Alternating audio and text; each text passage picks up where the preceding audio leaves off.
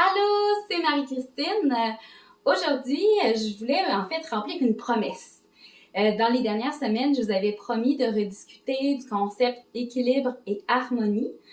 Donc, c'est aujourd'hui que ça se passe. Pour moi, quelle est la différence entre les deux? Parce qu'on s'entend que c'est souvent utilisé presque comme synonyme. Côté équilibre, pour moi, ça sous-entend que ce sont des choses qui sont dissociables. Donc, j'imagine un peu une balance et on essaie d'équilibrer tranquillement. Donc, il y a vraiment au minimum 2 articles qui parfois peuvent même être ça c'est positif, ça c'est négatif.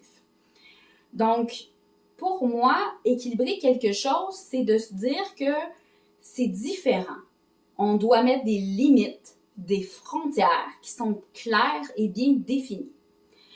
Pour moi, l'harmonie, c'est la cohabitation. C'est un peu comme si on se dit, OK, toutes ces choses-là, ça fait partie de la réalité. Comment est-ce qu'on peut danser avec tout ça? Donc, pour moi, c'est ça la différence. Quand on veut équilibrer quelque chose, on veut mettre des limites. Pour certaines personnes, ça va générer un stress parce que c'est une obligation. Donc, dans la période où, par exemple, on est dans notre vie personnelle, il ne faut pas penser au travail. Donc, si on a une idée, si on a un projet à développer, si on a un flash qu'on a oublié quelque chose, ce n'est pas important. On n'a pas le droit de penser à ça maintenant. Là, je mets l'accent, on n'a pas le droit. Donc, pour certaines personnes, ça peut générer une culpabilité parce qu'ils ne sont pas supposés faire ça à ce moment précis. Même principe si on va à l'inverse. Là, j'y vais un peu plus vie personnelle, vie professionnelle.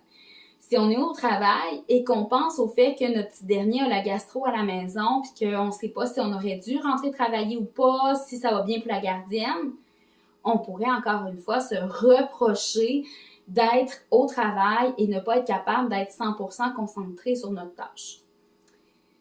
Ça peut être plate pour certaines personnes. Ben honnêtement, là, c'est quelque chose qui peut générer de l'anxiété.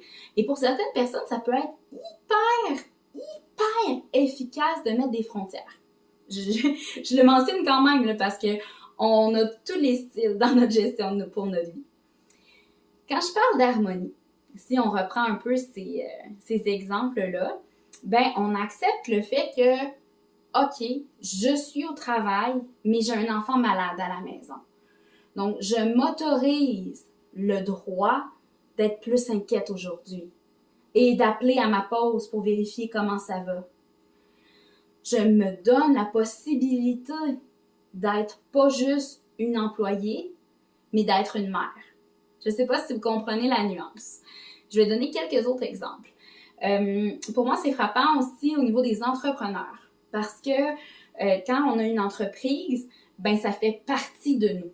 Honnêtement, avec vous, je pense que peu importe où vous allez me croiser, je vais vous parler du studio de yoga. Mais même avant que je devienne propriétaire, j'étais pareil.